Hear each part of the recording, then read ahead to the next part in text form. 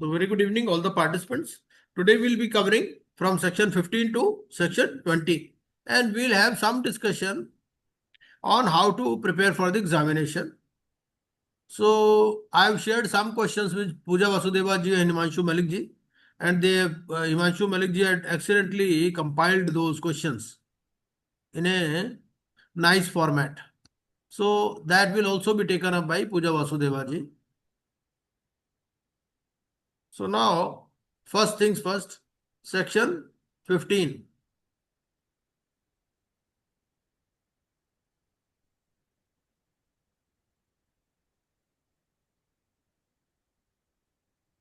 Just let me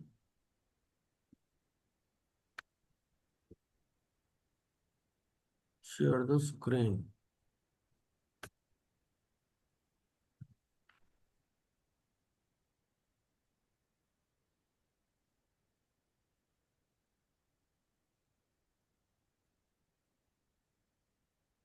So section 15. I hope now my screen is visible to you.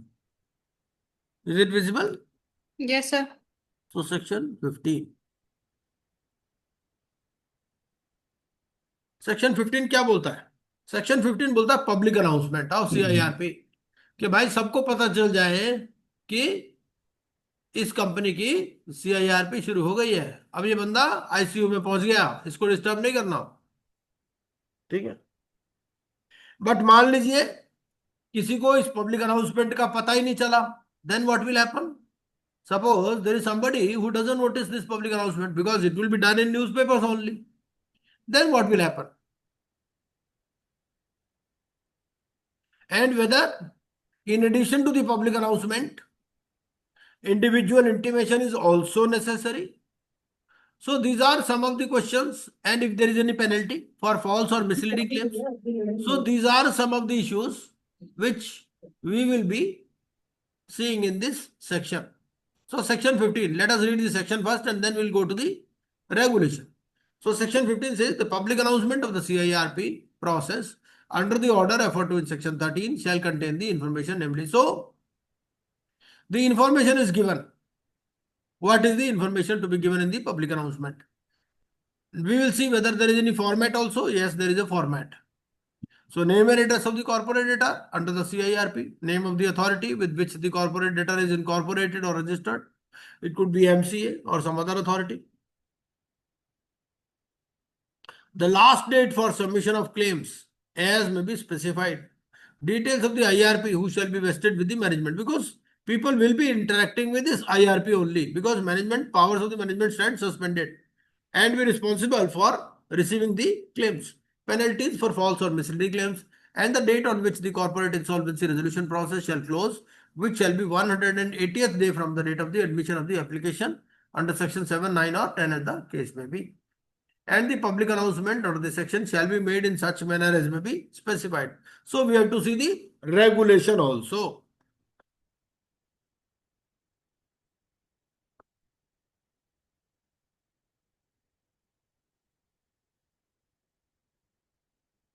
Hello, हाँ जी Kaushik ji, actually मेरी ना class चल रही है, बाद में करते हैं बात, उस टाइम मैं फ्री था। हाँ जी हाँ जी। तो now let us go to this regulation 6 also. What is this regulation 6? Let us see.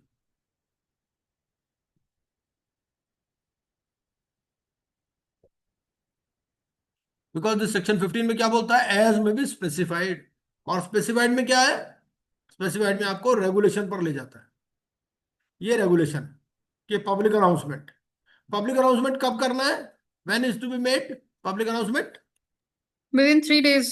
Yes. So it says an insolvency professional shall make a public announcement immediately. So the word is immediately on his appointment, and then they give the meaning of the word immediately.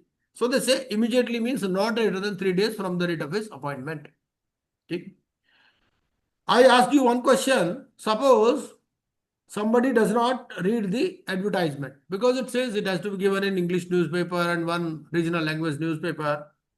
So then whether the IRP is obliged to give one-to-one intimation also? Yes, sir. One-to-one देना है या public announcement हो गया बस? Sir, okay? communication to creditors as per regulation 6A. Right. So Regulation 6A is the recent amendment, and they say the IRP shall send a communication along with a copy of the public announcement, because this is a bone of contention between the parties. Adjudicating, they will approach the adjudicating authority, milord हमें तो public advertisement का पता ही नहीं चला, है ना? तो वो कहता है कि in case addresses are available, then he shall send a communication along with a copy of the public announcement to all the creditors as per the last available books of accounts of the corporate debtor. और कैसे देना है?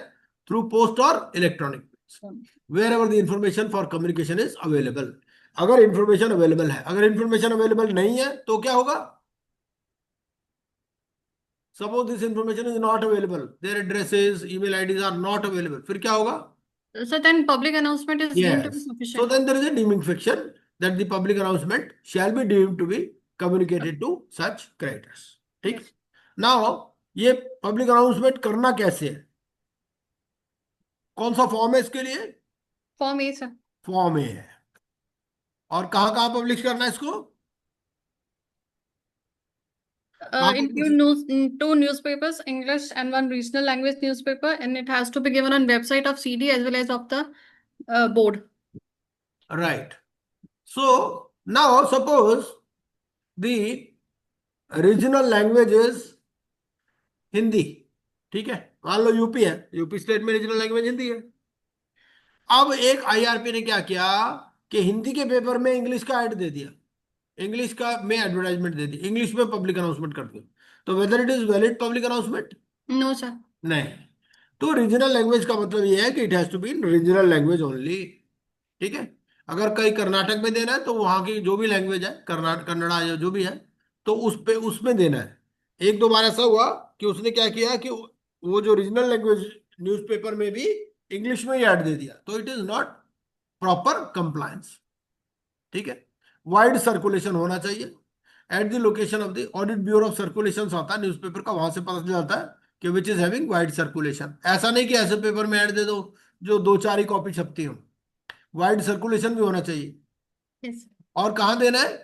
Location of the registered office and principal office if any of the corporate debtor and any other location where in the opinion of the IRP the corporate debtor conducts material business operations.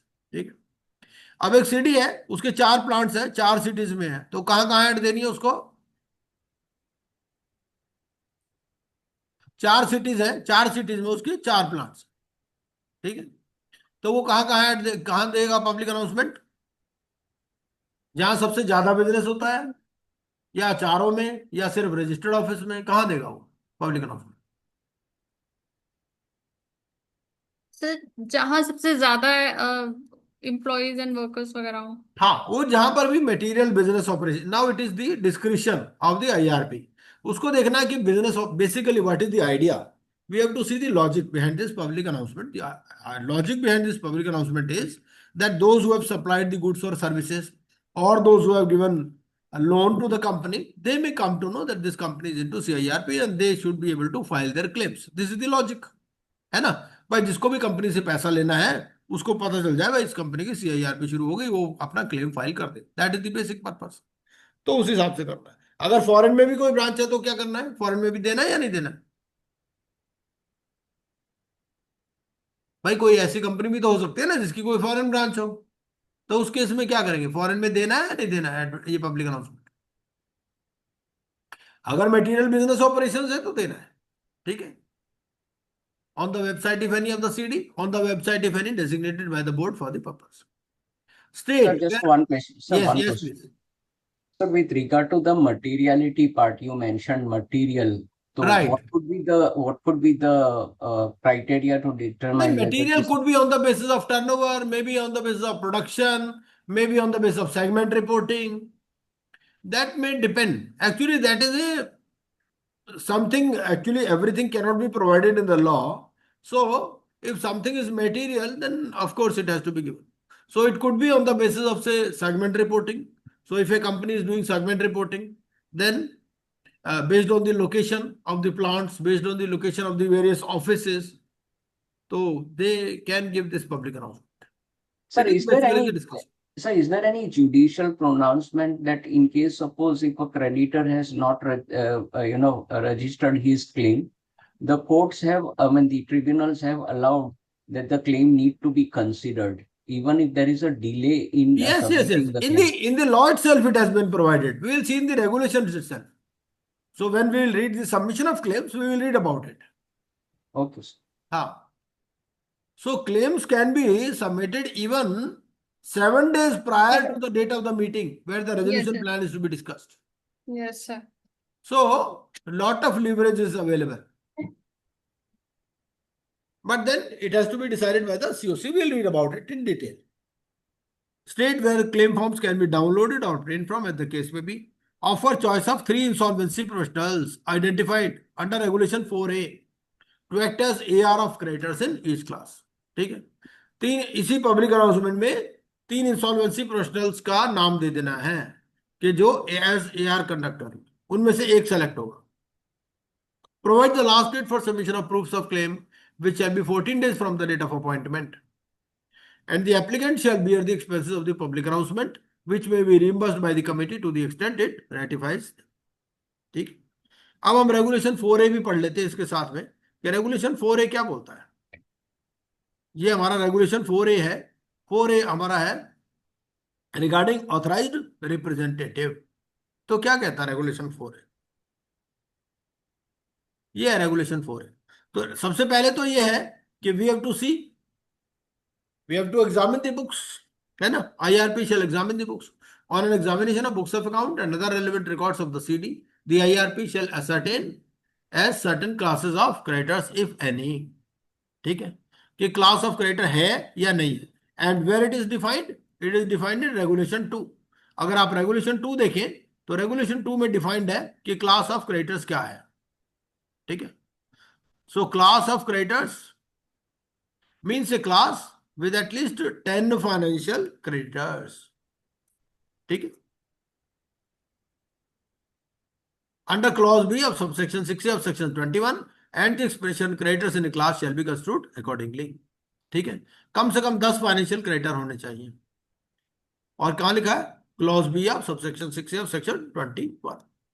वो basically बात करता है home buyers की या financial creditors की. Now let us see regulation 4A.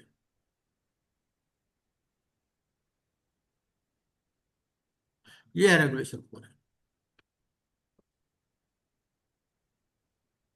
For representation of creditors in a class ascertained under sub-regulation 1 in the committee, the IRP shall identify 3 insolvency persons. क्या अपने रिश्तेदारों को सेलेक्ट कर सकता है? The answer is no. They should not be his relatives or related parties.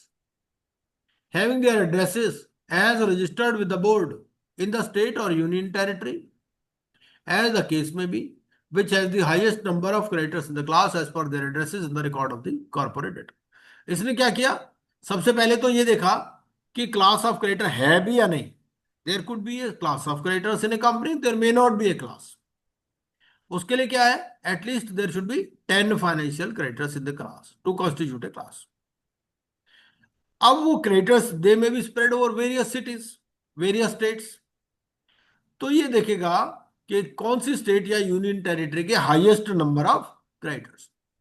हो सकता है 5000 क्रेडिटर्स, सपोज 5000 होम बायर्स है ना. They may be spread in various states और यूनियन टेरिटरीज. देखेगा हाईएस्ट किसके, उसके बाद सेकंड हाईएस्ट, फिर थर्ड हाईएस्ट. और अगर उनमें कौन सा इंसॉल्वेंसी प्रोफेशनल रजिस्टर्ड है उस स्टेट के अंदर, अगर नहीं है तो साथ वाली स्टेट से ले लेंगे. ठीक है. He should be eligible to be appointed under regulation 3.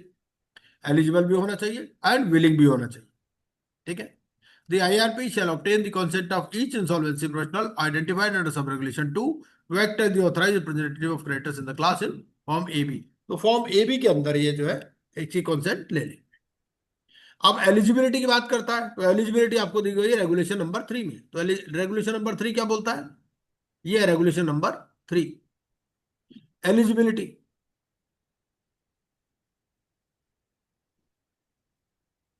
An insolvency professional shall be eligible to be appointed as IRP or RP, as the case may be, for a CIRP of a corporate debtor if he and all partners and directors of the IPE of which he is a partner or director are independent of the corporate debtor.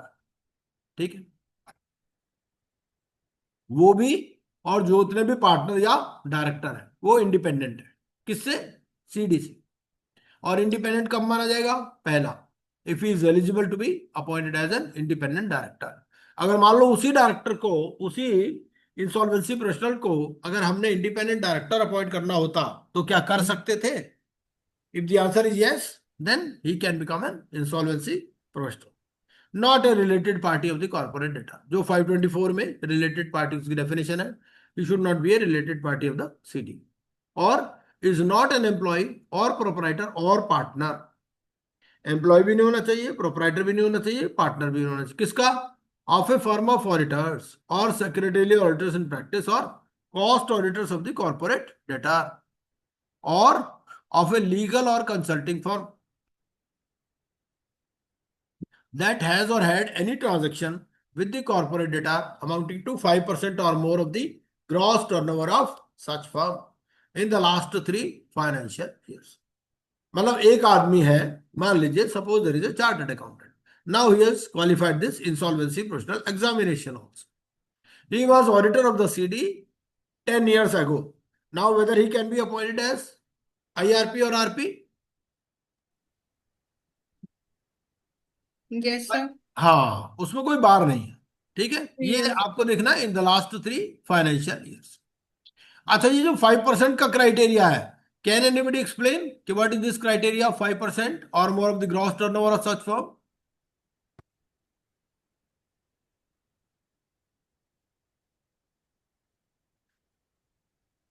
और इसको पढ़ना किसके साथ है?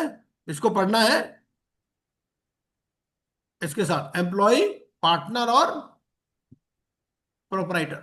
Employ, proprietor और partner, ठीक है। मान लीजिए एक मिस्टर रामलाल है, वो अपनी कंसल्टिंग फर्म चलाता है, ठीक है। अब उस कंसल्टिंग फर्म की टर्नओवर है मान लीजिए 50 करोड़, ठीक है। और उस 50 करोड़ में से मान लीजिए आपको 5 करोड़ इस CD से आ रहा है, जो कि अब CIRP में चला गया। तो वो जो रामलाल है, क्या इस CD का IRP अपॉइंट हो सकता है? ये आंसर इज नो, ठीक है। कॉन्फ्लिक्ट ऑफ इंटरेस्ट हो गया ना। 5% से कम है तो चलो नेग्लिजिबल है, 5% और मोर है, ठीक है। तो जो उस IRP की कंसल्टिंग फर्म है, उसकी उसकी लीगल या उसकी टोटल टर्नओवर कितनी है, और उसमें से उस CD से कितना परसेंट उसको मिल रहा है, ठीक है, ये देख। और वो एम्प्लॉय भी नहीं होना चाहिए, प्रोपराइटर भी नहीं होना चाहिए, और पार्टनर भी नहीं होना चाहिए, ऐसी किसी लीगल या कंसल्टिंग, ठीक है। And where the committee decides to appoint the IRP or RP or replace under section 22 और replace the resolution professional, तो फिर फॉर्म AA में उसकी कंसेंट लेनी पड़ेगी, ठीक है। और कुछ इसको डिस्क्लोजर करने पड़ेंगे at the time of his appointment and thereafter in accordance with the code of conduct, ठीक है। An IRP or RP who is a director or partner of an insolvency professional entity shall not continue as the IRP or RP as the case may be in a CIRP if the insolvency professional entity or any other partner or director of such insolvency professional entity represents any other stakeholder in that CIRP। Basically वो क्या कहते हैं कि conflict of interest आपको avoid करना है। ऐसा नहीं कि IRP एक साइड पे बैठा है और उसका पार्टनर दूसरी साइड पे बैठा है, दिस इज द मीनिंग, ठीक है। रेगुलेशन 4 पर थे हम लोग। रेगुलेशन 4 एक बार देख लेते हैं, पूरा कर लेते हैं इसको। 4A है ना, और इसकी कॉन्सेंट कैसे लेनी है?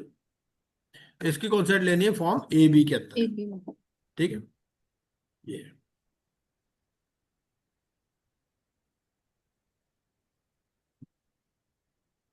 और अगर मान लीजिए CD का नाम कभी भी चेंज हुआ है, ठीक है, पिछले 2 सालों के अंदर, तो जितने भी कम्युनिकेशन होंगे उसका पुराना नाम भी और नया नाम भी दोनों है। ऑल द फॉर्मर नेम्स, मान लो रजिस्टर्ड ऑफिस चेंज हो गया तो पुराने रजिस्टर्ड ऑफिस का भी एड्रेस आएगा और नए का भी एड्रेस आएगा, ठीक है। जितने भी कम्युनिकेशन होंगे, रिकॉर्ड, प्रोसीडिंग या अदर डॉक्यूमेंट। अब दोबारा हम लोग अपना सेक्शन पर ही चलते हैं।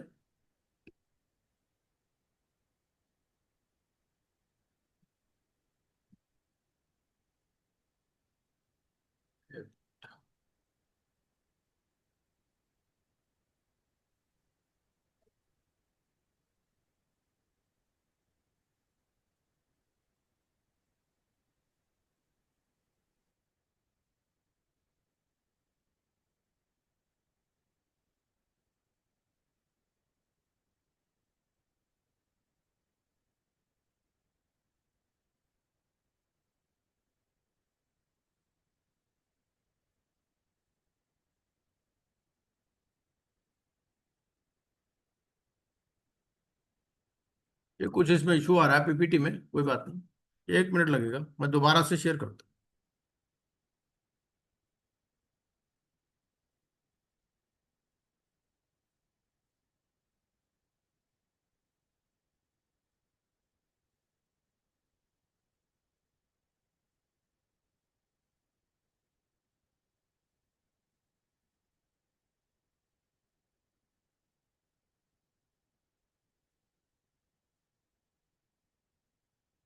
थोड़ा सा टाइम लगेगा आ रहा है इसमें।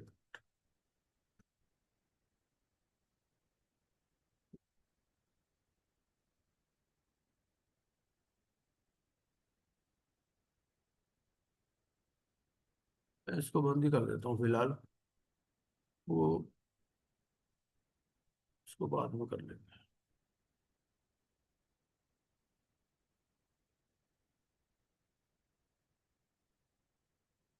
एक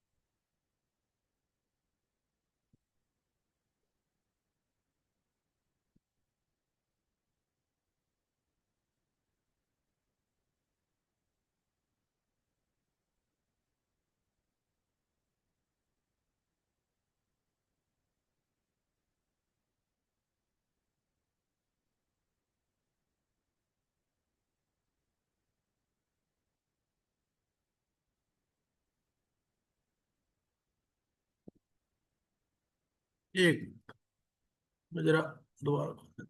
वो कभी कभी लैपटॉप में इशू आ जाता है थोड़ा।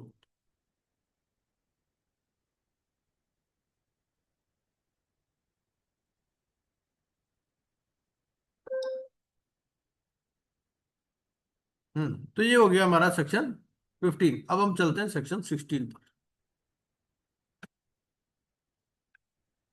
सेक्शन 16 क्या बोलता है? Appointment and tenure of IRP. And section 16 has to be read with regulation number 3। तो सेक्शन 16 क्या बोलता है? सेक्शन 16 बोलता है कि the adjudicating authority shall appoint an IRP on the insolvency commencement date, where the application for CIRP is made by a financial creditor or the corporate debtor as the case may be। देखो हमने क्या पढ़ा था कि section 7 की application या section 10 की application में you have to mandatorily give the name of the IRP, ठीक है। लेकिन सेक्शन 9 की एप्लीकेशन में ऐसा जरूरी नहीं है। अगर मान लीजिए सेक्शन 7 या 10 की एप्लीकेशन है, name of the IRP is already given, then what the adjudicating authority will see, adjudicating authority will see कि भाई उसके अगेंस्ट में कोई भी डिसिप्लिनरी प्रोसीडिंग पेंडिंग नहीं है, तो जनरली उसको अपॉइंट कर देंगे, ठीक। मान लीजिए ओसी ने एप्लीकेशन लगाई है, अब देखना पड़ेगा उसने नाम दिया है या नहीं दिया। अगर दिया है तो डिसिप्लिनरी प्रोसीडिंग देख लेंगे, ठीक है। और अगर नहीं दिया तो क्या होगा? The adjudicating authority shall make a reference to the board. Making a reference to the board means कि वो एक पैनल शेयर करता है, बोर्ड अपना एक पैनल एनसीएलटी के साथ शेयर करता है और उसी में से किसी को सिलेक्ट कर लेते हैं, ठीक है ना, कि भाई आप इस कंपनी के आईआरपी बन गए, ठीक है। और अगर दिया है उसने नाम तो देख लेंगे भाई कोई डिसिप्लिनरी प्रोसीडिंग तो पेंडिंग नहीं है, ठीक है। The board shall within 10 days of the receipt of a reference from the adjudicating authority recommend the name of an insolvency professional to the adjudicating authority against whom no disciplinary proceedings are pending, ठीक है। And the term of the IRP shall continue till the date of the appointment of the RP under section 20। तो ये basically section बात करता है कि आपको ये देखना है कि आपने नाम दिया हुआ है या नहीं दिया हुआ। 7 10 में तो जरूरी है नाम देना, 9 में जरूरी नहीं है, हो सकता है 9 में भी दिया हो, ठीक है। तो अगर नाम दिया है तो what the adjudicating authority will see कि भाई कोई भी डिसिप्लिनरी प्रोसीडिंग पेंडिंग नहीं है। और अगर नाम नहीं दिया तो बोर्ड से पूछ लेंगे, बोर्ड अपना एक पैनल शेयर करता है एनसीएलटी के साथ, उसमें से अपॉइंट कर देंगे, ठीक। Now let us see regulation number 6 also, regulation number 3 also with this, ठीक है। तो एक बार रेगुलेशन नंबर 3 भी पढ़ लेते हैं कि 16 के साथ में ये रेगुलेशन नंबर 3 तो एलिजिबिलिटी है। एलिजिबिलिटी हमने पहले ही पढ़ लिया है। ठीक है, Please share the screen. हाँ एक मिनट, वो लगता है गलती से रह गया स्क्रीन शेयर होना।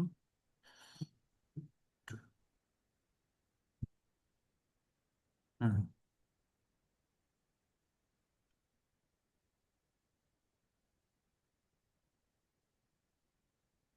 अब नजर आ रहा होगा आपको ना, है ना? Is it visible now? Yes.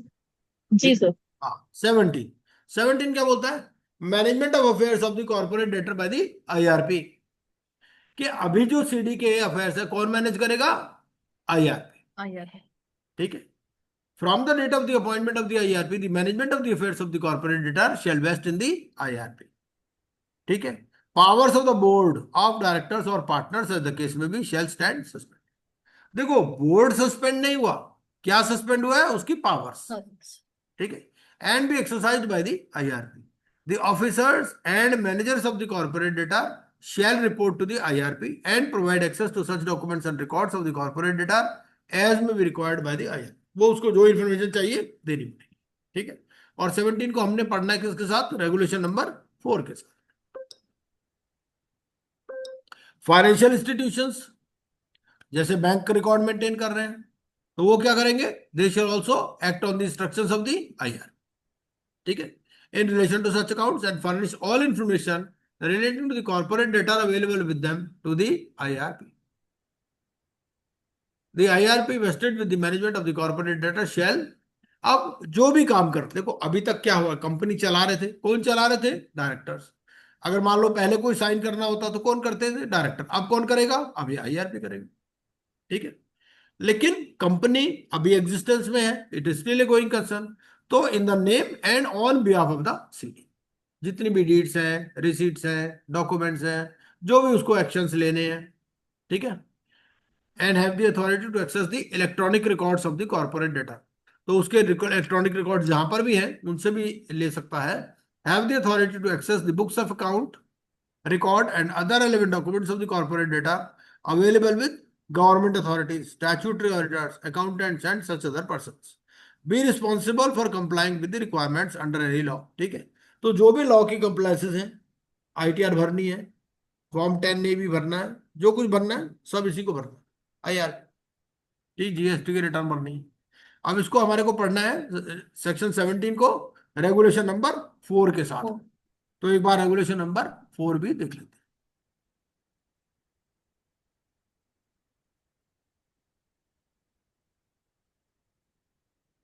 Regulation number 4 क्या कहता है? रेगुलेशन नंबर 4 बोलता है एक्सेस टू बुक्स। तो एक्सेस टू बुक्स क्या है? ये without prejudice to section 17(2)(d), the IRP or RP, as the case may be, may access the books of account, records and other relevant documents and information to the extent relevant for discharging his duties in the code of the corporate data held with depositories of securities। अगर depository के पास कुछ information है तो ये वहां से ले सकता है। ठीक है, कोई प्रोफेशनल एडवाइजर है सीडी का, उससे इंफॉर्मेशन ले सकता है। ठीक है, information utilities, other registries that record the ownership of assets, मान लो सरसई है या एमसीए है, members, promoters, partners, board of directors and joint venture partners of the corporate data, उनसे भी इंफॉर्मेशन ले सकता है। और contractual counter parties of the corporate data, कोई डेटा सप्लायर है ना, इस तरह से। The personnel of the corporate data, its promoters, or any other person associated with the management of the corporate data shall provide the information within such time and in such format as sought by the IRP or RP as the case may be। इसमें कोई format नहीं दिया, but IRP अपने हिसाब से format बना सकता है कि भाई मुझे ये इंफॉर्मेशन इस फॉर्मेट में दे दो। ठीक है, द क्रेडिटर शैल प्रोवाइड, ये क्रेडिटर के ऊपर भी जिम्मेदारी डाल दी। भाई जब आपने लोन दिया था, ठीक है, उस टाइम आपने कुछ स्टॉक ऑडिट वगैरह को कुछ रेफरेंस लिया होगा, कोई वैल्यूएशन करवाया होगा प्रॉपर्टी का, तो वो बैलेंस शीट ली होगी, वो सारी चीजें भी आप शेयर करो। ठीक है, the creditor shall provide to the IRP और RP as the case may be the information in respect of assets and liabilities of the corporate debtor from the last valuation report, stock statement, receivable statement, inspection records of properties, audit report, stock audit report, title search report, technical officer's report, bank account statement, and such other information which shall assist the IRP or the RP in preparing the information memorandum getting valuation determined in accordance with the CIRP process. ठीक है, तो ये सारी चीजें ये ले सकता है जिससे भी लेना चाहे. ठीक है,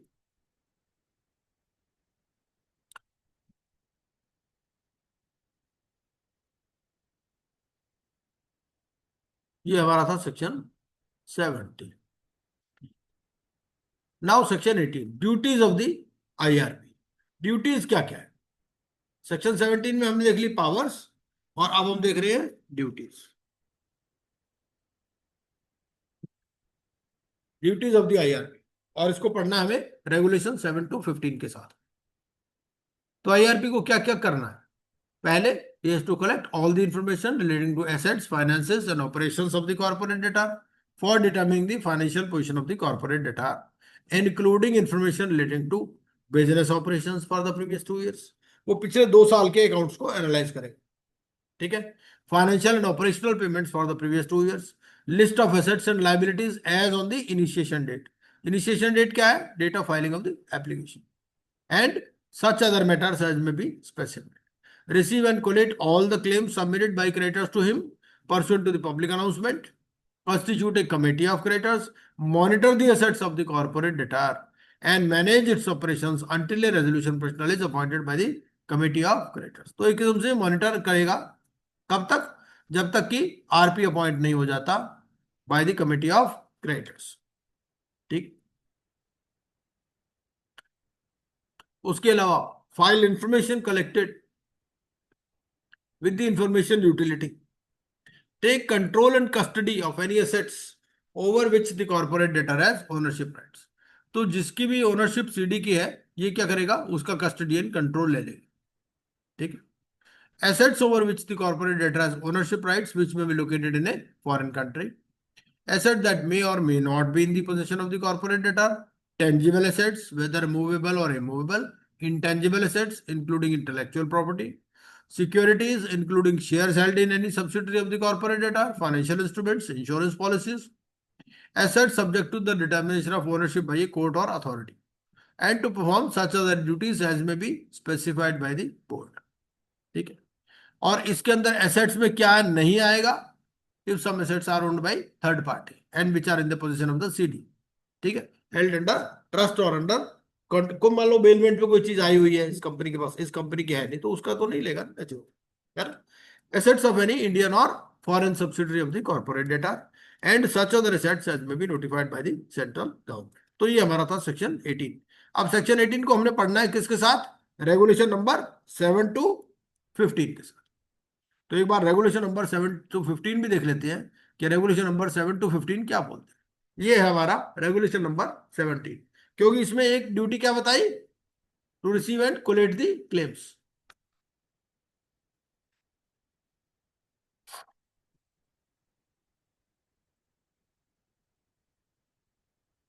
तो person claiming to be an operational creditor, अगर कोई ऑपरेशनल क्रेडिटर है other than workman and employee, उसके लिए फॉर्म बी है. फॉर्म ए क्या है? Public announcement. फॉर्म बी किसके लिए? ऑपरेशनल क्रेडिटर्स के लिए. ठीक है, और वो कहां से देगा अपना जो भी रिकॉर्ड है? या तो इंफॉर्मेशन यूटिलिटी के पास कोई रिकॉर्ड हो, ठीक है, या फिर कोई कॉन्ट्रैक्ट होगा for supply of goods and services, invoice होगा, order of court, financial statement, copies of the relevant extract of form GSTR1, GSTR3 भी filed under the provisions of relevant laws. ठीक है, provided that such provisions shall not apply to those creditors who do not require registration. मतलब जिसको GST registration की दरकार ही नहीं है, naturally वो तो नहीं दे पाएगा जी. ठीक है, इस तरह से उसको मतलब अपना क्लेम एस्टेब्लिश करना. फाइनेंशियल क्रेडिटर जो है फॉर्म सी के अंदर अपना उसको फाइल करना है क्लेम. ठीक है, other than financial creditors belonging to a class. ठीक है, जो फाइनेंशियल क्रेडिटर्स है which belong to a class, उसके लिए अलग फॉर्म. ठीक है, और फिर ये कैसे प्रूव करना है? इंफॉर्मेशन यूटिलिटी का कोई रिकॉर्ड है या कोई फाइनेंशियल कॉन्ट्रैक्ट है, record evidencing amount committed, financial statements, order of court. ठीक है। अगर कोई claims by creditors in A class है तो उसको कैसे करना है, वो फॉर्म सी ए भरेगा। ठीक है। और सेम सेम सी चीजें कि या तो इंफॉर्मेशन यूटिलिटी का रिकॉर्ड होगा, या कोई एग्रीमेंट होगा, कोई लेटर ऑफ अलॉटमेंट होगा, रिसीट ऑफ पेमेंट होगा, सच अदर डॉक्यूमेंट। अब यहां पर एक सवाल आता है, जैसे बिल्डर्स तो बहुत बारी क्या करते हैं कि एक ही प्लॉट को चार आदमी को बेच देते हैं। ठीक है। अब आप उस कंपनी के आईआरपी अपॉइंट हो गए, आपके पास चार लोगों का क्लेम आ गया सेम फ्लैट का। ठीक है। और चारों ने पैसे दे रखे हैं, तो आप क्या करोगे, उसमें से एक का क्लेम सेलेक्ट करोगे, या जिसने पहले पेमेंट की उसका करोगे, या चारों का क्लेम सेलेक्ट आप सेलेक्ट करोगे, क्या करोगे आप? सर रिपीट कर दीजिए, बीच में हैंग हो गया था। हाँ, इसमें ऐसा है कि there is a builder which is now into CIRP. So home buyers have submitted their claims, but there are four home buyers who have submitted the claim for the same flat. So in this situation, what will be your reaction? Whether you will admit all the claims, or whether you will admit the first claim, or whether you will admit the claim with the best proofs, what you will do? भाई sir ऐसा इसमें हो सकता है verify ना, करना पड़ेगा कि पेमेंट किसकी आई हुई है। पेमेंट सबकी आई हुई है, उसने तो तो एक ही अलॉटमेंट, फ्लैट चार लोगों को बेच दिया। तो लेटर ऑफ अलॉटमेंट चारों को दिया हुआ है सर। हाँ, चारों को दे रखा है, रजिस्ट्री तो हुई नहीं, लेटर ऑफ अलॉटमेंट चारों को दे रखा है, और चारों ने अपना अपना प्रूफ भी सबमिट कर दिया, ये लो जी हमारी बैंक स्टेटमेंट, ये हमारा लेटर है, सब कुछ है हमारे पास। ऐसा होता है, बहुत बारी होता है। उसको सारे क्लेम ही एक्सेप्ट करने पड़े। इसमें ये नहीं है भाई एक फ्लैट का उसको एक क्लेम ही एक्सेप्ट कर, उसके लिए तो क्रेडिटर है। A creditor in a class may indicate its choice of an insolvency professional from amongst the three choices provided by the IRP in the public announcement to act as its authorized representative.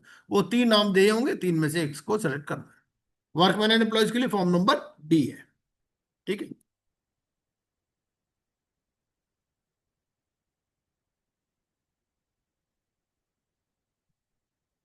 और अगर numerous workman है तो उसके लिए form ई है। ठीक है। उसके बाद में जो क्लेम्स बाई अदर क्रेडिटर्स है, अदर क्रेडिटर्स कौन हो सकते हैं, ना जो फाइनेंशियल क्रेडिटर है ना जो ऑपरेशनल क्रेडिटर है। जैसे मान लीजिए एक शेयर होल्डर है, मतलब उसने कंपनी के शेयर्स के लिए अप्लाई किया था, कंपनी ने ना तो उसको शेयर दिए ना उसके पैसे वापस किए। अब वो शेयर होल्डर भी नहीं है, फाइनेंशियल क्रेडिटर भी नहीं है ना, तो उस केस में वो अदर क्रेडिटर में आ जाए। मान लीजिए एडवांस किसी ने दिया था, सप्लाई हुई नहीं गुड्स की, तो वो भी अदर क्रेडिटर में आएगा, उसके लिए फॉर्म एफ है। ठीक है। अच्छा, ये जो अदर क्रेडिटर है, क्या ये भी इनिशिएट कर सकता है प्रोसेस, ये सेक्शन 7, 9 या 10 की एप्लीकेशन लगा सकता है या नहीं? The answer is no. सिर्फ फाइनेंशियल क्रेडिटर या ऑपरेशनल क्रेडिटर या कॉर्पोरेट क्रेडिटर। अगर कोई आदमी अदर क्रेडिटर की कैटेगरी में आता है तो he can not initiate the process, but definitely he can claim that amount. ठीक है, वंस सीआईआरपी इज इनिशिएटेड।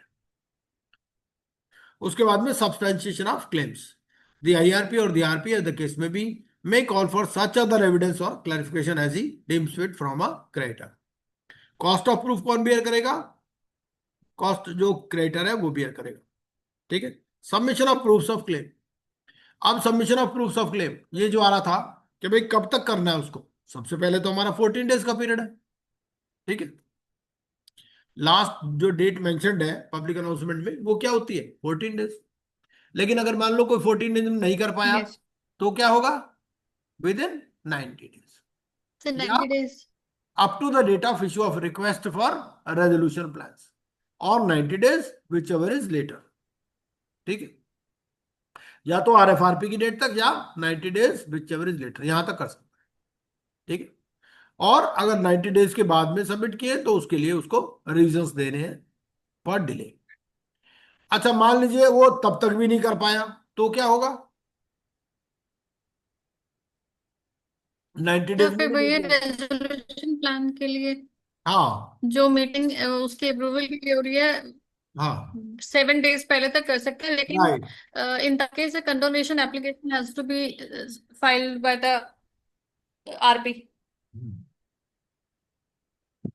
ये आपको रेगुलेशन नंबर 13 में मिल जाए। ये देखिए 1B, 1B क्या बोलता है? यहां बोलता है in the event that claims are received after the period specified under sub regulation 1 of regulation 12, जो हमने पढ़ा था 14 days, 90 days, issue of RFRP, है ना? अगर तब भी नहीं हुआ तो क्या होगा? उस केस में कब तक हो सकता है except? Up to 7 days before the date of meeting of creditors for voting on the resolution plan or the initiation of liquidation as the case be. ठीक है, अब इनको क्या करेगा? इनको कैटेगराइज कर देगा दो कैटेगरी, जो ये क्लेम लेट आए, एक्सेप्टेबल और नॉन एक्सेप्टेबल। ठीक है, Not acceptable. the IRP or RPA the case may be shall intimate the creditor within 7 days of categorization and provide reasons whether such claim has been categorized as non-acceptable for collation. ठीक है, and put up the claims categorized as acceptable under sub regulation 1 and collated by him. ठीक है, अगर acceptable है तो क्या करेगा? उनको COC के सामने पेश कर देगा in its next meeting for its recommendation. भाई वो कहेगा भाई बताओ इनको इंक्लूड करना है या नहीं करना है। अगर उसने एक्सेप्टेबल नॉन एक्सेप्टेबल किया पहले ही, फिर तो COC में ले ही नहीं जाएगा वो। तो नॉन एक्सेप्टेबल में तो वो क्या करेगा? क्लेमेंट सीधा एडजुडिकेटिंग अथॉरिटी के पास जाएगा। ठीक है, जो एक्सेप्टेबल भी है उनको COC के सामने पेश कर देगा नेक्स्ट मीटिंग। ठीक है, और कह देगा भाई बताओ इनका क्या ट्रीटमेंट करना, and submit such claims before the adjudicating authority for condonation of delay and adjudication wherever applicable. ये रिसेंट अमेंडमेंट्स हैं जो 2025 में आई। क्यों ऐसा किया गया? क्योंकि हर कोई आदमी एडजुडिकेटिंग अथॉरिटी के पास पहुंच जाता था, तो उन्होंने कहा भाई आप खुद ही डिसाइड कर लो, है कि नहीं? अगर आप नहीं कर पाओगे तो ही हमारे पास आए वो आदमी। इसीलिए कंडोनेशन ऑफ डिले की भी एप्लीकेशन कौन लगा रहा है? यही लगा रहा है, IRP लगा रहा है। ठीक है, और list of creditors shall be available for inspection by the persons who submitted proofs of claim, available for inspection by members, partners, directors and guarantors of the corporate debtor or their authorized representative, displayed on the website if any of the corporate debtor. ठीक है, filed on the electronic platform of the board for dissemination on its website, provided that Website. this clause shall apply। ये इस तरह से जो भी amendment आई उसके लिए। चलिए, इसके बाद हम दोबारा अपना सेक्शन 18 पर चलते हैं। 18 हो ही गया हमारा, है ना? 18 में हमने पढ़ लिया। अब हम चलते हैं सेक्शन 19। तो सेक्शन 19 क्या बोलता है? सेक्शन 19 बोलता है पर्सनल टू एक्सटेंड कोऑपरेशन। भाई हमने 18 में क्या पढ़ा कि कस्टडियन कंट्रोल आ जाएगा, सबको कोऑपरेट करना है। अगर कोऑपरेट नहीं करते तो क्या होगा? उसका आंसर आपको सेक्शन 19 में मिलेगा। The personnel of the corporate data, its promoters, or any other person associated with the management of the corporate data shall extend all assistance and cooperation to the IRP as may be required by him in managing the affairs। ठीक है, और अगर कोई cooperate नहीं करता है तो क्या होगा? He will make an application to the adjudicating authority. An adjudicating authority on receiving an application shall by an order direct such personnel to comply with the instructions of the resolution personnel and to cooperate with him in collection of information and management of the corporate data। ठीक है, section 20 बोलता है management of operations of the corporate debtor as going concern. The IRP shall make every endeavor to protect and preserve the value of the property of the corporate debtor and manage the operations of the corporate debtor as a going concern। Basically अब क्या है? इसको protect करना है और preserve करना है property of the corporate data. इसके लिए क्या क्या कर सकता है? अगर मान लो इसको कोई अपॉइंटमेंट करनी है तो कर सकता है। अपॉइंट अकाउंटेंट्स, लीगल और other professionals to enter into contracts, या पुराने कोई कॉन्ट्रैक्ट्स है उनको मॉडिफाई करना चाहता है या अमेंड कर सकता है, कर सकता है। ठीक है, अगर इसको कोई इंटरिम फाइनेंस चाहिए तो कर सकता है।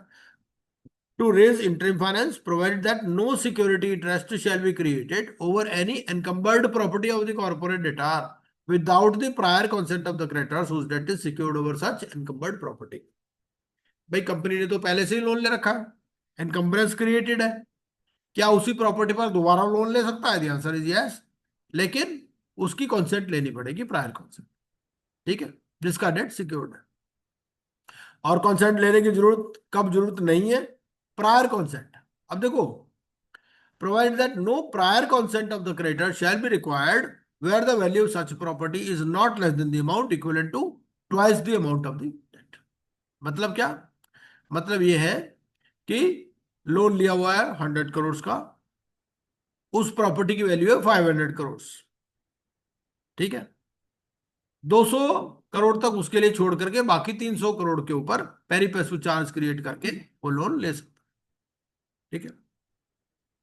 To issue instructions to personnel of the corporate debtor as may be necessary for keeping the corporate debtor as a going concern. To take all such actions as are necessary to keep the corporate debtor as a going concern. तो ये सारा इसको as a company इसको चलाना है, as a going concern चलाना है। Committee of creditors section 21। तो अब ये सेक्शन 21 है हमारा committee of creditors. Committee of creditors हम नेक्स्ट क्लास में करेंगे। अभी हम क्या करते हैं, एक तो ना कस्टडी एंड कंट्रोल से रिलेटेड थोड़ा सा रेगुलेशंस पढ़ लेते हैं पहले, ठीक है, क्योंकि रेगुलेशन में थोड़ा चेंज हुआ है, वो रेगुलेशन भी पढ़ने बहुत जरूरी है। क्योंकि कस्टडी एंड कंट्रोल ऐसी चीज होती थी, क्या होता है कि मान लीजिए वहां पर कोई मैनेजमेंट का बंदा है ही नहीं कंपनी में, तो कैसे कस्टडी एंड कंट्रोल लेगा, वो भी एक इशू आता है ना।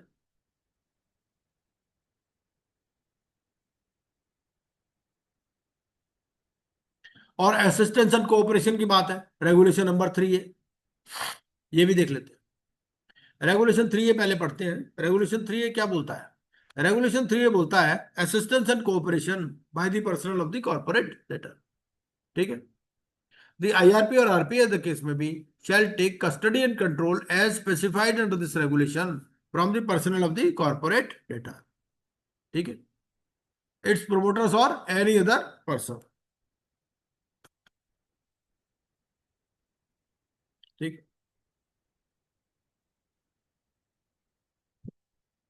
अब जो पर्सनल हैं कॉर्पोरेट डेटर के, या जो प्रोमोटर्स हैं, या जो पर्सन्स हैं एसोसिएटेड विद मैनेजमेंट, वो क्या करेंगे, एक लिस्ट बना करके इसको देंगे, ठीक है, कि भाई क्या क्या चीज की कस्टडी एंड कंट्रोल दिया, list of assets and records while handing over their custody and control, क्योंकि ये बड़ी प्रॉब्लम आती थी, है ना।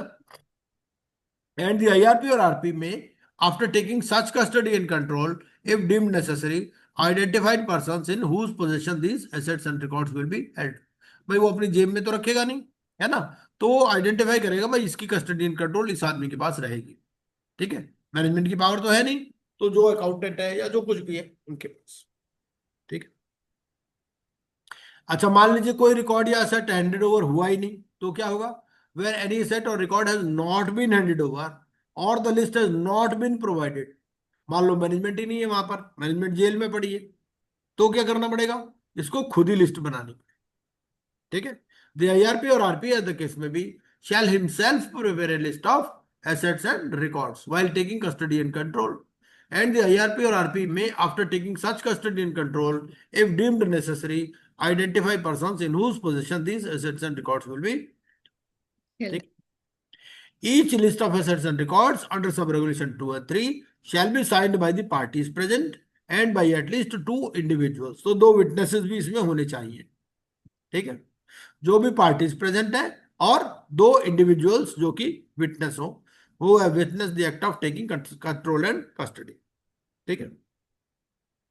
The IRP or RPA the case may be shall requisition from the personnel of the corporate debtor, its promoters or any other person associated with the management the information related to assets, finances and operations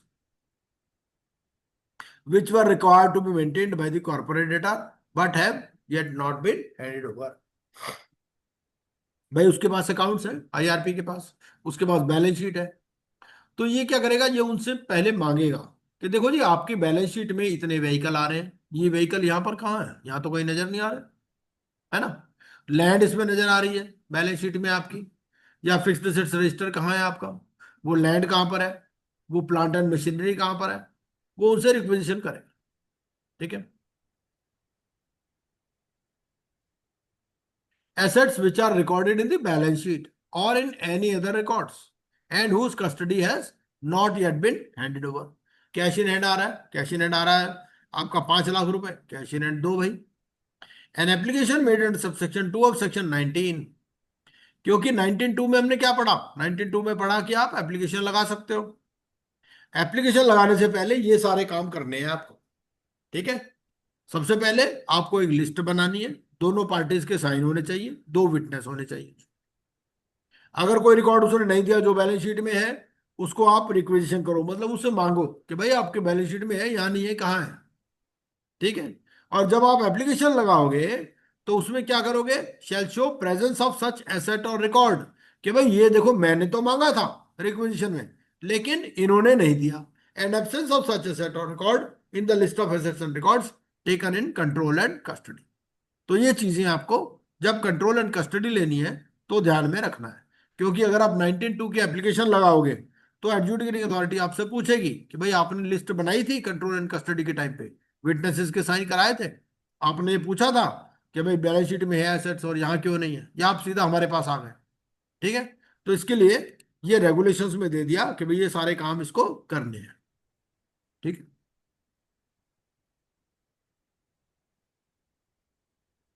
तो ये था हमारा section 20 तक का। अब थोड़ा सा time ऐसा करते हैं कि थोड़ा सा ना आजकल क्या हो रहा है कि जो अलाइड लॉज है वो भी इम्पोर्टेंट है। तो मैं चाहूंगा कि पूजा वासुदेवा जी ने कुछ इस पर काम भी किया हुआ है, कुछ मैंने इनको क्वेश्चंस भी भेजे थे, और हिमांशु मलिक जी ने और पूजा वासुदेवा जी ने वो कंपाइल भी किए हैं। तो थोड़ा सा पूजा वासुदेवा जी थोड़ा सा आइडिया दीजिए इनको कि भाई किस तरह से इनको अप्रोच करना है, अलाइड लॉज को किस टाइप के क्वेश्चंस पूछे जा रहे हैं और किस तरह से इनको तैयारी करनी है।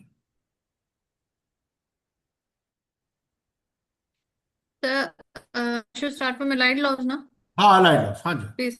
हाँ। तो आप स्क्रीन शेयर कर सकती हैं करना चाहे तो, I have already made you को होस्ट।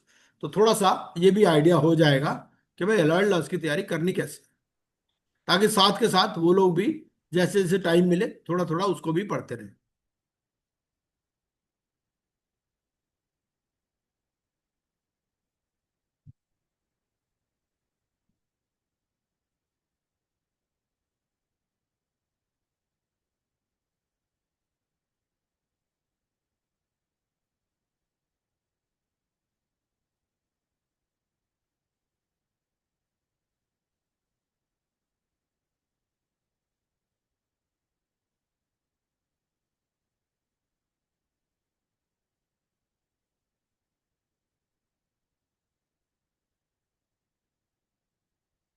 आपका कुछ कनेक्टिविटी का इशू आ रहा है, पूजा जी है नहीं शायद, कोई बात नहीं, जब तक वो पूजा जी आती है तब तक हम सेक्शन 21 से कंटिन्यू करते हैं, ठीक है।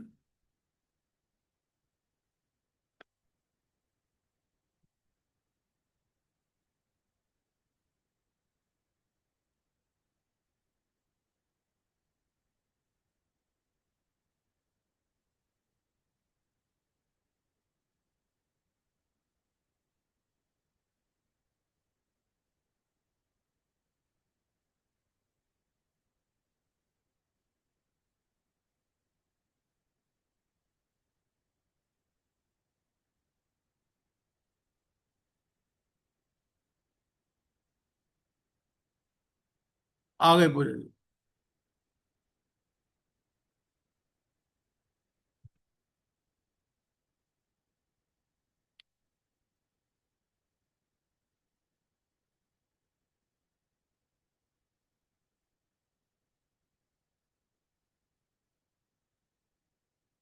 हाँ जी मैडम। सर बीच में कनेक्शन कट हो गया था। कोई बात नहीं, कोई बात, अब तो कोई दिक्कत नहीं है ना। नहीं नहीं सर। करिए प्लीज प्लीज,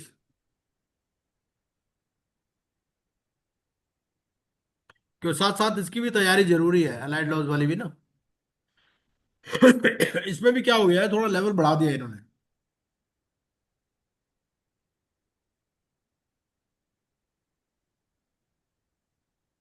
मैंने कोर्स बना दिया आपको, आप देखिए। Right.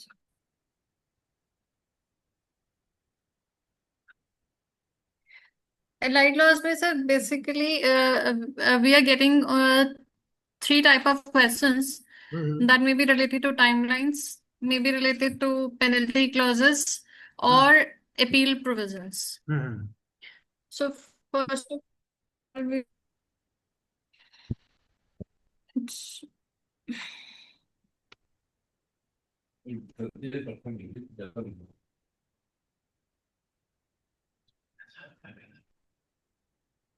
first of all is the Sale of Goods Act.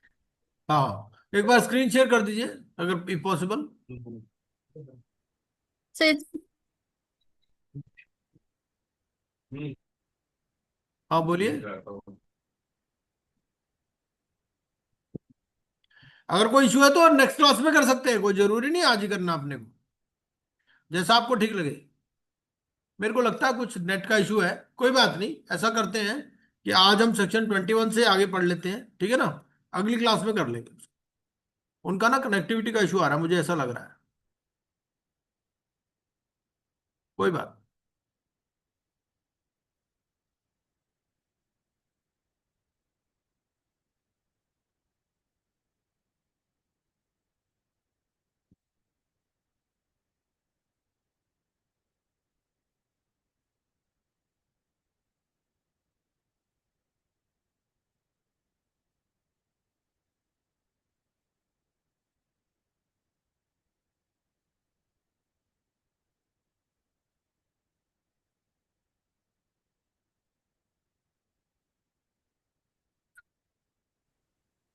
So I think मेरे स्क्रीनशॉट में इसके कारण कनेक्शन कट हो रहा है फिर। कोई बात नहीं, ऐसा करते हैं ना, आज नहीं करते उसको, फिर किसी दिन कर लेंगे, कोई बात नहीं। ठीक है, आज हम ये 21 से आगे कंटिन्यू करते हैं, नेक्स्ट टाइम कर लेंगे, कोई इशू नहीं। Right sir. हाँ कोई बात नहीं, तो 20 तक हमने कर लिए, अब 21 पर चलते हैं।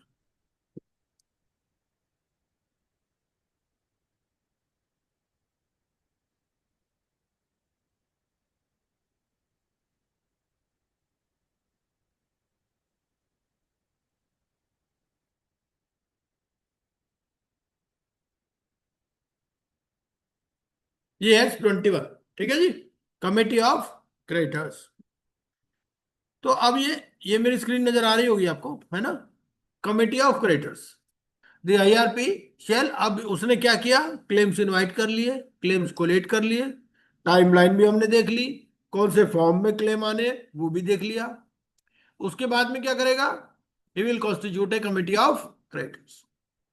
The committee of creditors shall comprise all financial creditors of the corporate debtor, ठीक है, provided that a financial creditor or AR of the financial creditor referred to in subsection 1, subsection 6 or subsection 6A or subsection 5 of section 24 if it is a related party of the corporate debtor shall not have any right of representation, participation or voting in a meeting of the committee of creditors।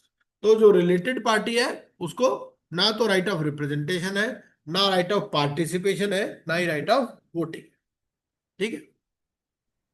Provided further that the first proviso shall not apply to a financial creditor regulated by a financial sector regulator if it is a related party of the corporate debtor on account of conversion or substitution of debt into equity shares or instruments convertible into equity shares or completion of such transactions as may prescribed prior to the insolvency commencement date। तो अगर related party हो गया है because of conversion और substitution of debt into equity, if it is regulated by financial sector regulator, तो ये related party वाली concept उस पर नहीं लगेगी, ठीक है। बेसिकली बैंक्स वगैरह प्राइवेट पार्टीज पर ये अगर रिलेटेड पार्टी है तो it not come to the committee of creditors, it shall have no right of participation, voting और रिप्रेजेंटेशन, ठीक है। चलिए, अब कई बार क्या होता है कि मान लीजिए कोई कंसोर्टियम है, तो कंसोर्टियम में क्या होगा, ये कहता है subject to subsection 6 and 6A where the corporate debtor owes financial debts to 2 or more financial creditors as part of a consortium or agreement, each such financial creditor shall be part of the committee of creditors and their voting share shall be determined on the basis of the financial debts owed to them. ठीक है, मतलब एक consortium है, उसमें 4 partners हैं, चारों का मान लीजिए किसी का 40% शेयर है, एक का 20% शेयर है, ठीक है, और बाकी जो है उनका भी 20% शेयर है, तो उनका उस हिसाब से ही वोट शेयर डिटरमिन हो जाएगा। ठीक है, where any person is a financial creditor as well as an operational creditor. ठीक है, तो जितना उसका फाइनेंशियल डेट है उसके हिसाब से फाइनेंशियल क्रेडिटर बन जाएगा, बाकी के लिए वो ऑपरेशनल क्रेडिटर बन जाएगा। ठीक है, where an operational creditor has assigned or legally transferred any operational debt to a financial creditor। एक ओसी था, उसने अपना डेट फाइनेंशियल क्रेडिटर को असाइन कर दिया, तो क्या होगा, वो फिर भी ऑपरेशनल क्रेडिटर ही रहेगा। ठीक है, मान लीजिए बैंक है और एक सप्लायर ऑफ गुड्स है, उस सप्लायर ने अपना डेट जो है वो बैंक को असाइन कर दिया, तो बैंक उस to the extent of that operational debt वो ऑपरेशनल क्रेडिटर ही माना जाएगा। ठीक है, उसका कैरेक्टर चेंज नहीं होगा। Where the terms of the financial debt extended as part of a consortium arrangement or syndicated facility provide for a single trustee or agent to act for all financial creditors। ठीक है, मतलब ये है कि consortium funding है, 4 consortium partners हैं, उसमें provision ये है कि एक सिंगल ट्रस्टी ही होगा। ठीक है, तो जितने भी उस कंसोर्टियम के पार्टनर हैं, जो भी फाइनेंशियल क्रेडिटर है, वो क्या करेंगे, authorise the trustee or agent to act on his behalf in the committee of creditor to the extent of his voting share. ठीक, represent himself in the committee of creditor to the extent of his voting, क्योंकि जो consortium के partner हैं, जरूरी नहीं कि वो एक पर्टिकुलर फैशन में ही वोटिंग करें, है ना, हो सकता है कुछ फेवर में हो, कुछ अगेंस्ट में हो एक पर्टिकुलर रेजोल्यूशन के, तो अपने हिसाब से वो वोटिंग करेंगे। और अगर सिंगल ट्रस्टी भी है तो उस ट्रस्टी को वो अपनी अपनी इंडिविजुअल डायरेक्शंस दे देंगे और वो उस हिसाब से ही वोट करेगा। Appoint an insolvency professional other than the RP at his own cost to represent himself in the committee of creditors to the extent of his voting share. मतलब ये कि अपना भी वो आईपी ला सकते हैं अदर देन आरपी। ठीक है, exercise his right to vote to the extent of his voting share with one or more financial creditors jointly or separately। ठीक, नाउ 6A क्या बोलता है, where a financial debt is in the form of, कई बार क्या होता है, मान लीजिए कोई सिक्योरिटीज इश्यू कर रखी है, कोई रिडीमेबल कन्वर्टेबल डिबेंचर्स इश्यू कर रखे हैं, कोई डिपॉजिट्स इश्यू कर रखी है कंपनी ने, है ना, and the terms of the financial debt provide for appointment of a trustee or agent. ठीक है, जैसे डिबेंचर्स है, अगर डिबेंचर में 500 से ज्यादा डिबेंचर होल्डर्स हो तो एक डिबेंचर ट्रस्टी अपॉइंट करना पड़ता है। तो अगर टर्म्स ऐसा कुछ बताती हैं कि provide for the appointment of a trustee or agent, ठीक है, to act as AR for all the financial creditors, such trustee or agent shall act on behalf of such financial creditors. ठीक है, दूसरा क्या है, दूसरा ये है कि मान लीजिए कोई class of creditors is owed to a class of creditors exceeding the number as may be specified. Number में भी स्पेसिफाइड हमने क्या बता दिया, यहां पर हमने लिख दिया कि भाई क्लास ऑफ क्रेडिटर्स में कितना है, 10 है मिनिमम। ठीक है, other than the creditors under clause A और subsection 6 the IRP shall make an application to the adjudicating authority along with the list of all financial creditors containing the name of an insolvency professional other than the IRP to act as their authorized representative who shall be appointed by the adjudicating authority prior to the first meeting of the committee of creditors। ठीक है, तो first meeting से पहले AR appoint हो जाए और 3 AR के नाम पब्लिक अनाउंसमेंट में ही दे दिए जाते हैं। अगर मान लीजिए कोई माइनर है, he is represented by guardian, executor or administrator, तो वो जो पर्सन है ही शैल एक्ट एज ऑथराइज्ड रिप्रेजेंटेटिव। ठीक है, एंड सच ऑथराइज्ड रिप्रेजेंटेटिव्स, ये जो ए बी और सी में है, ए में कौन से हैं, डिपॉजिट्स, सिक्योरिटीज वगैरह, है ना, debenture holders, deposit holders, convertible debentures वगैरह, वो सारे वो ए में आ गए। बी में कौन से आ गए, क्लास ऑफ क्रेडिटर्स, और सी में कौन से आ गए, appointed by guardian, represented by guardian, executor or administrator. तो they shall attend the meetings of the committee of creditors and vote on behalf of each financial creditor to the extent of his voting share. तो जितना voting share होगा उसके हिसाब से vote करेंगे. और जो रिमनेशन पेबल होगी to the authorised representative under clauses A and C if any shall be as per the terms of the financial debt or the relevant documentation. अब ए और सी में कौन से हैं? ए में कौन से आ रहे हैं? Deposit holders, debenture holders, security holders. C में कौन आ रहे हैं? रिप्रेजेंटेड बाय गार्जियन वगैरह. तो उसके इसमें तो टर्म्स के हिसाब से होगी, terms of the financial debt. मान लो कोई डिबेंचर ट्रस्टी है और डिबेंचर ट्रस्टी में उसके साथ ट्रस्ट डीड बनाई होगी, तो उस ट्रस्ट डीड में जैसे लिखा है रिमनेशन देनी है वो देंगे. और अगर बी में आ रहा है क्लास ऑफ क्रेडिटर्स में, वो क्या होगा? वो रेगुलेशंस में दिया हुआ है कि उसको कितनी फीस मिलनी है. ये जो पब्लिक अनाउंसमेंट में जो एआर वाली कॉन्सेप्ट है वो इसी के लिए है, 21A(6)(b) के लिए. ठीक है.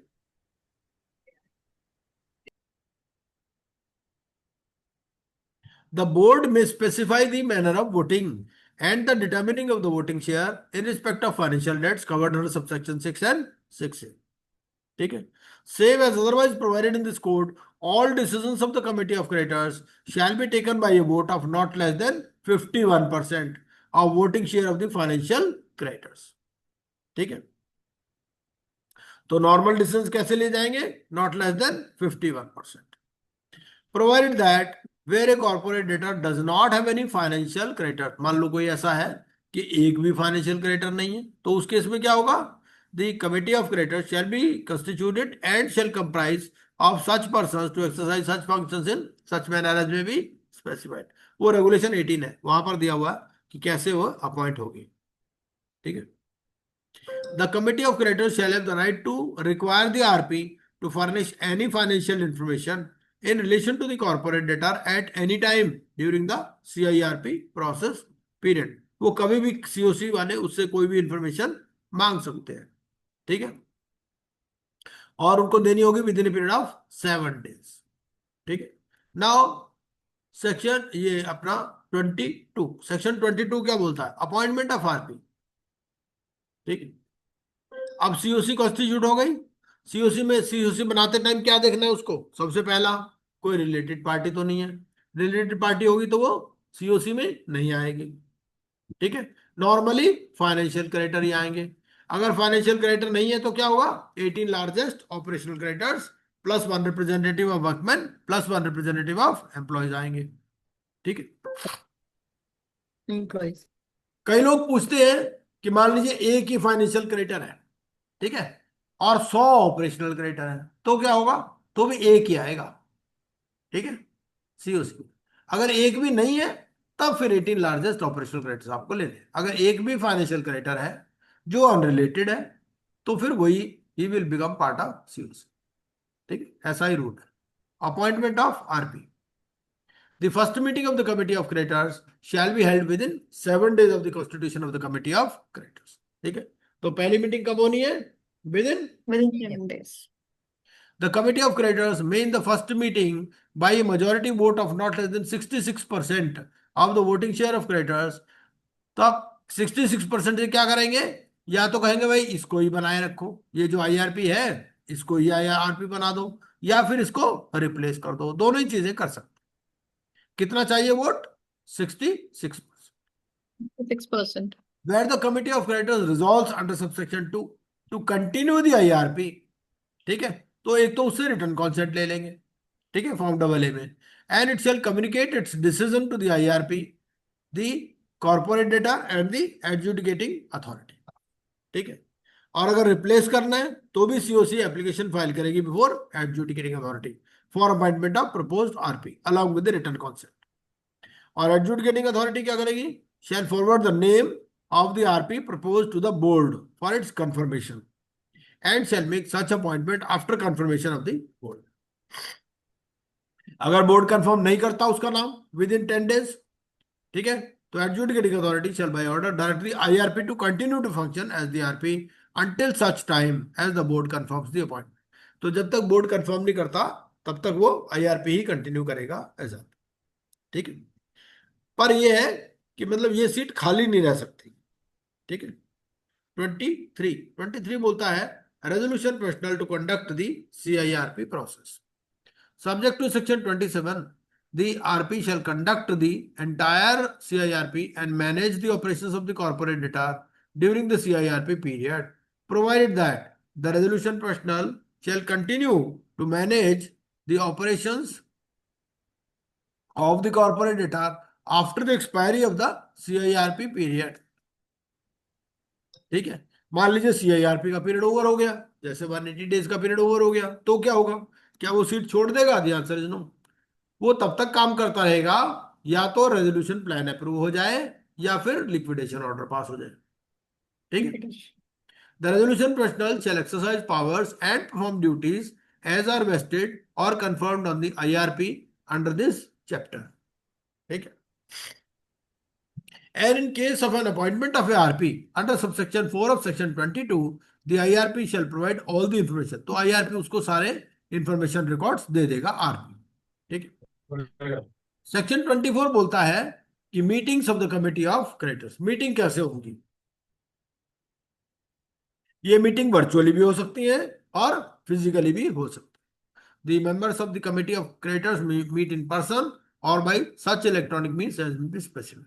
प्लेस ऑफ मीटिंग भी इंपॉर्टेंट है कि भाई कहां पर हो सकती हैं, कहीं पर भी हो सकती हैं। IRP के ऑफिस में भी हो सकती हैं, इवन CD के ऑफिस में भी हो सकती हैं, कोई जरूरी नहीं कि होटल में भी हो सकती हैं, कहीं पर भी हो सकती है। ठीक है, the members of the committee of creditors may meet in person or by such electronic means as may be specified. और ये सारी मीटिंग कौन कंडक्ट करेगा? RP।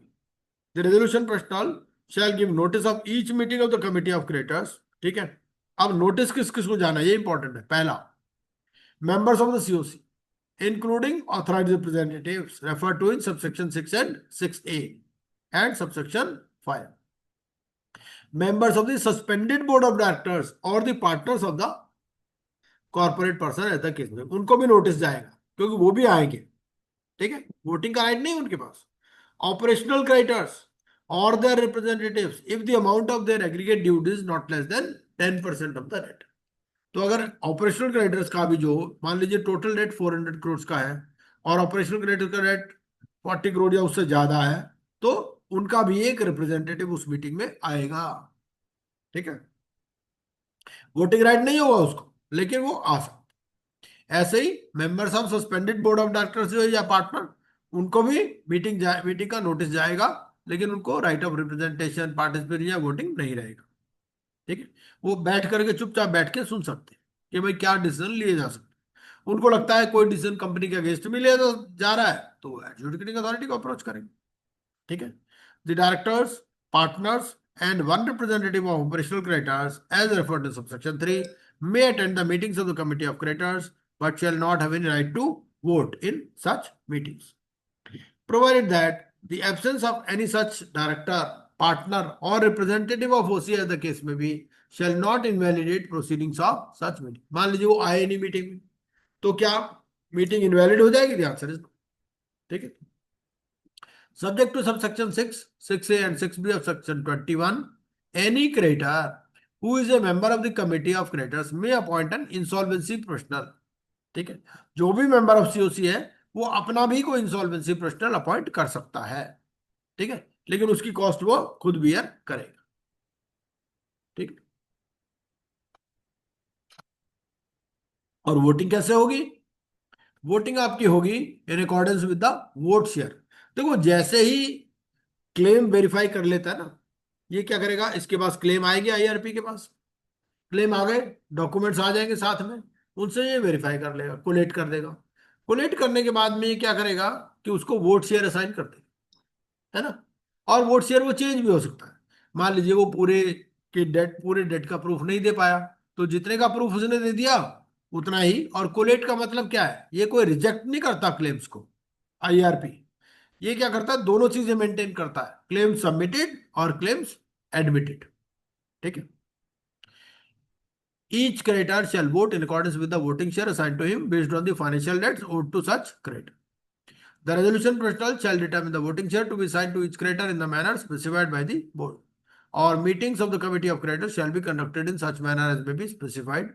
ठीक है, now duties of RP, duties of RP भी देख लेते हैं, उसके बाद में अगली में हम फिर रेगुलेशंस कर लेंगे। अभी ड्यूटीज ऑफ RP देख लेते हैं।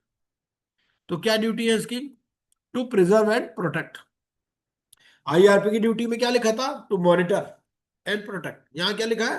To preserve and protect the assets of the corporate debtor including the continued business operations of the corporate debtor. ठीक है। For the purpose of subsection 1 the resolution personal shall undertake the following actions, namely पहला, take immediate custody and control of all the assets of the corporate data including the business records of the corporate data। ठीक है। represent and act on behalf of the corporate data with third parties, exercise rights for the benefit of the CD in judicial, quasi judicial और arbitration proceedings। तो जहां पर भी जाना है कौन जाएगा? आईआरपी। ठीक है। raise interim finance subject to the approval of committee of creditors under section 28। Appoint accountants legal और other professionals in the manner specified by the board. अब आप कहोगे कि ये वाली जो पावर्स है, ये जो ड्यूटीज हैं, ये तो आईआरपी से मिलती जुलती हैं। बिल्कुल सही है ना। Maintain an updated list of claims, convene and attend all meetings of the committee of creditors, prepare the information memorandum in accordance with section 29, invite prospective resolution applicants who fulfill such criteria as may be laid down by him with the approval of the committee of creditors, having regard to the complexity and scale of operations of the business of the corporate debtor and such other conditions as may be specified by the board to submit a resolution plan or plans। ठीक है। क्योंकि इनको क्या करना है? Company का resolution करना है, तो रेजोल्यूशन के लिए रेजोल्यूशन प्लान इनवाइट करने हैं। अब रेजोल्यूशन प्लान हर एक से तो इनवाइट नहीं कर सकते ना, तो ये क्या करेगा? सीओसी से डिस्कस करेगा कि भाई ये क्राइटेरिया बनाया जाए कि कौन रेजोल्यूशन एप्लीकेंट हो सकता है, कि भाई उसकी नेटवर्थ इतनी होनी चाहिए, उसका इतना एक्सपीरियंस होना चाहिए, वो इतनी फंडिंग कर पाए इस तरह से, या उसका कोई पुराना एक्सपीरियंस हो, ये सारी चीज। तो वो क्राइटेरिया फिक्स करेगा with the approval of committee of creditors. क्योंकि बिजनेस अलग अलग कॉम्प्लेक्सिटी के हो सकते हैं, है ना। स्केल ऑफ ऑपरेशंस भी हो सकता है। मान लो 1000 करोड़ की कंपनी है, अब 1000 करोड़ की कंपनी किसी ऐसे रेजोल्यूशन एप्लीकेंट को तो नहीं दे सकते ना जिसने 2 करोड़ का ही नेटवर्थ हो, इस तरह से। ठीक है। Present all resolution plans at the meeting of the committee of creditors. ठीक है। File applications for avoidance transactions and such other actions as may be specified by the board. तो ये सारे काम इसको करने। अब आता है 25A। 25 ये बोलता है rights and duties of AR of the financial creditors. अब देखिए, एक तो है कि फाइनेंशियल क्रेडिटर खुद आ रहा है मीटिंग में, एक ये है कि उसके बिहाफ पर ऑथराइज्ड रिप्रेजेंटेटिव आ रहा है। इसमें हमें 2-3 बातें मेन समझनी है। पहली बात तो ये है कि एआर जो है वो एक पोस्टमैन का काम कर रहा है। एआर ने अपना दिमाग नहीं लगाना, एआर को जो इंस्ट्रक्शंस क्रेडिटर से मिली है उसी इंस्ट्रक्शंस को उसको फॉलो करना है। ठीक है। अब बात यह है कि मान लीजिए 5000 होम बायर्स है। अब 5000 होम बायर्स का एक एआर आ गया। ठीक है। अब 5000 होम बायर्स में से कुछ ने कहा भाई ये रेजोल्यूशन के फेवर में वोट करना, कुछ ने बोला अगेंस्ट में वोट करना, कुछ ने बोला, कुछ ने कुछ बोला ही नहीं। तो वो क्या करेगा ऐसी सिचुएशन?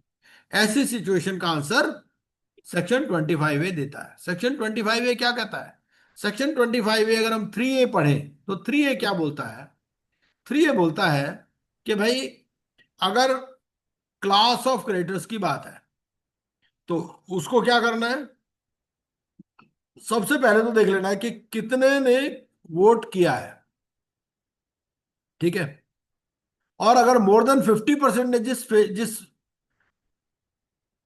जिस डायरेक्शन में वोट किया वही उसको फॉलो करना। ये मान लीजिएगा जाएगा सबने वैसे ही वोट किया। मैं एग्जांपल से समझाता हूं। 5000 होम बायर्स है, 5000 होम बायर्स में से 1000 ने तो वोट ही नहीं कास्ट किया। ठीक है। ये सब इलेक्ट्रॉनिकली होता है। 4000 ने वोट कास्ट किया, 4000 में से 3000 ने रेजोल्यूशन के फेवर में वोट कास्ट किया और 1000 ने अगेंस्ट, और 1000 ने वोट कास्ट नहीं किया। ठीक है। तो इसका मतलब क्या हो गया कि मोर देन 50% ने, पहले तो हमें मोर देन 50% देखना है। किसका मोर देन 50% देखना है? जिन्होंने वोट कास्ट किया। तो वोट कास्ट कितना किया? 4000 ने। 4000 के हमें मोर देन 50% देखना है। तो अगर 2000 से ज्यादा ने फेवर में मान लो वोट कास्ट किया तो हम क्या मान लेंगे कि 5,000 के 5,000 ने ही फेवर में वोट कास्ट किया। ये परसेंटेज निकालनी क्यों जरूरी है, व्हाई इट इज इंपॉर्टेंट? क्योंकि डिसीजंस की परसेंटेज दे रखी है। कुछ डिसीजन आपको 66% पर लेने हैं, कुछ 90% पर लेने हैं, कुछ मोर देन 51% पर लेने हैं। वो जो ऑर्डिनरी डिसीजंस हैं वो मोर देन 51%। कुछ डिसीजंस हैं, क्रूशियल डिसीजंस हैं, सेक्शन 28 में दिए गए हैं, वो 66%। और विड्रॉल अगर करना है, विड्रॉल ऑफ एप्लीकेशन, तो वो 90%। ठीक है। अब ये जो मोर देन 50% वाला क्राइटेरिया है, ठीक है, ये जो विड्रॉल एप्लीकेशन है उस पर अप्लाई नहीं होगा। उसका क्या मतलब है? उसका मतलब ये है कि मान लीजिए 5,000 हमारे होम बायर है, 5,000 होम बायर में 1,000 ने तो वोट ही नहीं किया, 4,000 में से 3,000 ने फेवर में वोट किया, तो हम क्या मानेंगे कि 3,000 ने ही वोट किया, एक्चुअली 3,000 बटे 5,000 फेवर में। ठीक है, क्योंकि हमें 90% मेजोरिटी देखनी है ना उसके लिए, तो 90% देखने के लिए हमें मोर देन 50% वाला क्राइटेरिया नहीं लगेगा फिर उसमें। लेकिन जो मान लो जो अप्रूवल ऑफ रेजोल्यूशन प्लान है या और चीजें हैं, उसके लिए more than 50 means 100 in case of class of creditors. लेकिन 12A में इंडिविजुअल देखना पड़ेगा। ठीक है, समझ में आ गई बात? ये नॉर्मली क्या है कि वो इंस्ट्रक्शंस देंगे, ये क्या करेगा, ये जो आरपी है, आरपी एजेंडा देगा किसको? एआर को, और एआर फिर सर्कुलेट करेगा to class of creditors. Kratos. ठीक है, वो उनको वोटिंग विंडो प्रोवाइड कराएगा, उसका मैकेनिज्म ये प्रोवाइड कराएगा आरपी। ठीक है, इस तरह से चीज।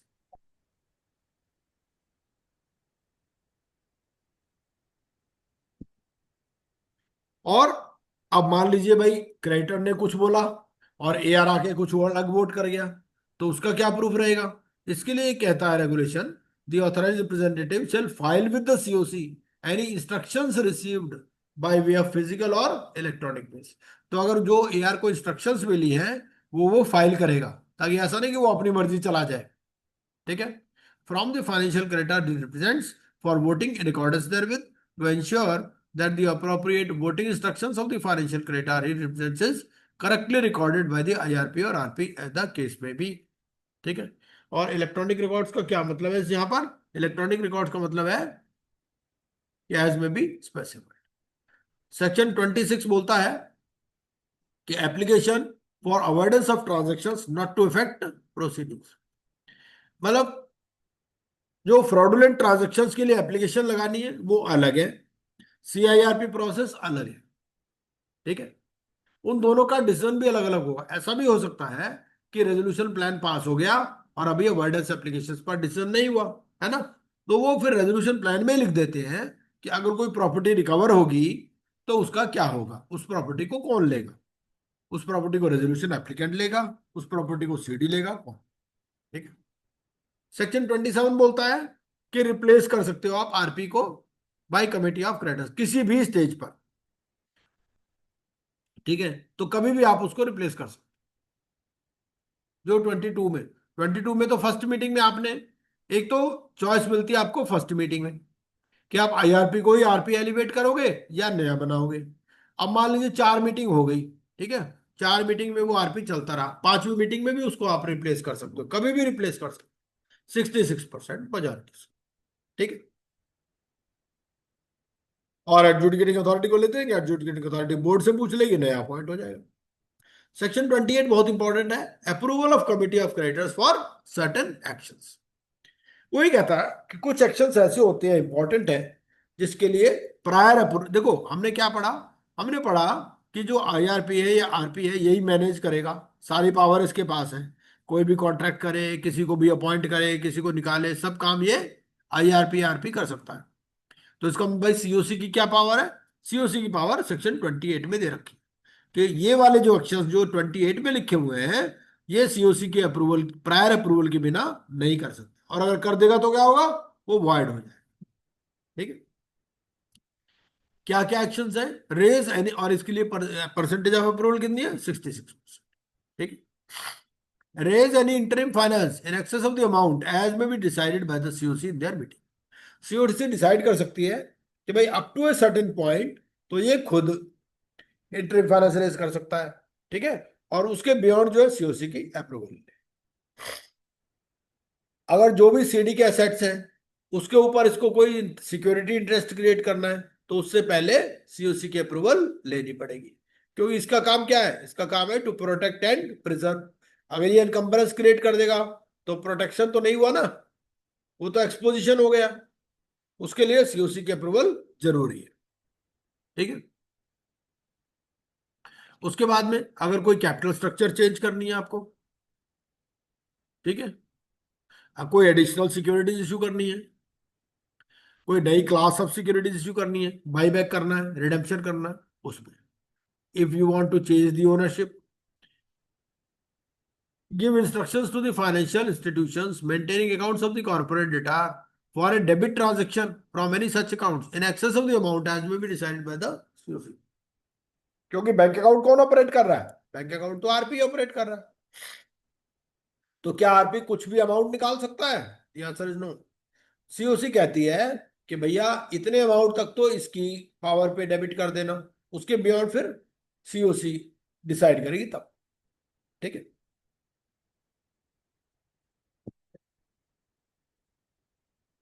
तो 28 ने क्या कहा, ये कहा कि रेजोल्यूशन प्रोफेशनल ये वाले एक्शन जो है बिना सीओसी के अप्रूवल के नहीं लेगा, ठीक है। कोई भी रिलेटेड पार्टी ट्रांजैक्शंस करनी है तो भी सीओसी की अप्रूवल की जरूरत है। इसका मतलब क्या है कि अगर आपसे ये पूछे क्या रिलेटेड पार्टी के साथ ट्रांजैक्शन हो सकती है, आंसर इज यस, है ना, लेकिन सीओसी का अप्रूवल चाहिए। अगर कोई कॉन्स्टिट्यूशनल डॉक्यूमेंट सबमिट करना है, if they want to delegate its authority to any other person, dispose of permit the disposal of shares of any share holder, make any change, ये सारे क्रूशियल डिसीजंस। तो ये सारे क्रूशियल डिसीजंस के लिए COC का प्रायर अप्रूवल जरूरत है, ठीक है। और इसके लिए क्या होगा, ये मीटिंग में होगा। The RP shall convene a meeting and seek the vote of the creditors prior to taking any of the actions, ठीक है। और इसके लिए 66% अप्रूवल है, और अगर नहीं लेता तो क्या होगा, such action shall be void, ठीक है। और अगर ये एक्शन ले लेता तो क्या करेंगे भाई, कमेटी ऑफ क्रेडिटर रिपोर्ट करेंगे किसको, बोर्ड को, for taking action against him under the code, ठीक है। तो आज सेक्शन 28 तक करते हैं, नेक्स्ट क्लास में सेक्शन 29 ऑनवर्ड्स डिस्कस करेंगे। Thank you so much. हाँ जी, 5 हाँ जी, ओके जी, good night. Good night, sir. हाँ कोई बात नहीं, कोई बात नहीं। होता है कई बार, मेरा भी सिस्टम प्रॉपर नहीं चल रहा था।